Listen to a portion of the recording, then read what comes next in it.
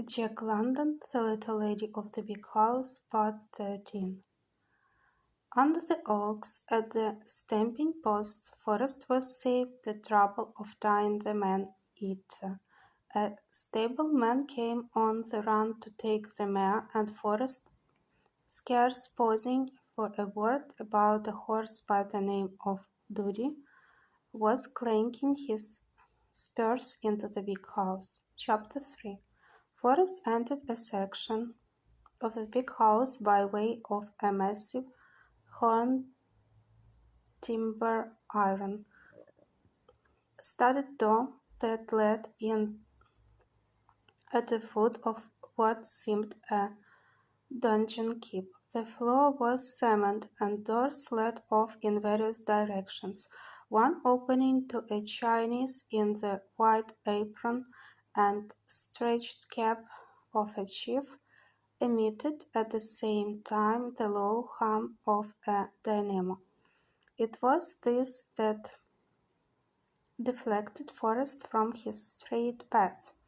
He paused, holding the door ajar, and peered into a cool electric-lighted cement room where stood a long, glass-fronted, glass-shelved refrigerator, flanked by an ice machine and a dynamo.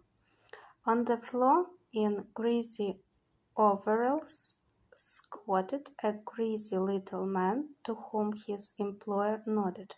"Anything wrong, Thompson?" he asked. "There was the answer, positive and complete.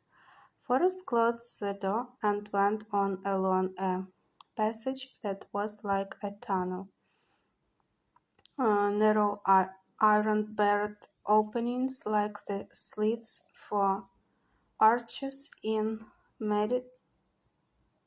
medieval castles dimly lighted the way. Another door gave access to a long, low room, beam ceiling, with a fireplace in which an ox could have been roasted. A huge stump resting on a bed of coals blazed brightly. Two billiard tables, several card tables, lounging corners, and a miniature bar constituted the major furnishing. Two young men chalked their cues and returned Forrest's greeting. "Good morning, Mr. Naismith," he bantered. "More material for the Breeders' Gazette?" Naismith, a youngish man of 30 with glasses, smiled sheepishly and cocked his head at his companion. "Wainwright challenged me," he explained, "which means that Lud and Ernestine must still be beauty sleeping." Forrest laughed.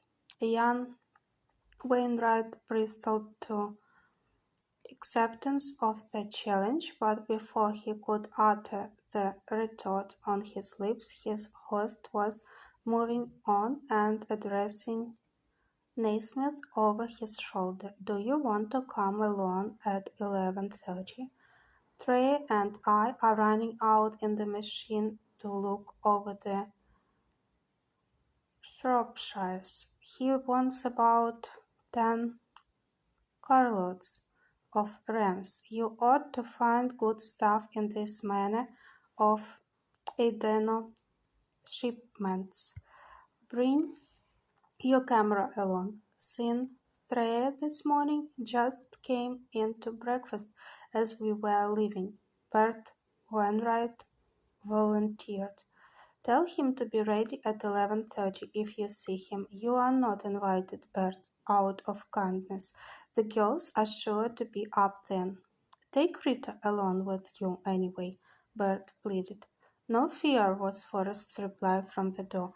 "We are on business. Besides, you can't pry Rita from Ernestine with block and tackle." "That's why I wanted to see if you could," Bert grinned. Funny how fellows never appreciate their own sisters. Forrest paused for a perceptible moment. I always thought Rita was a real nice sister. What's the matter with her? Before a reply could reach him, he had closed the door and was jingling his spurs along the passage to a spiral stairway of broad concrete steps.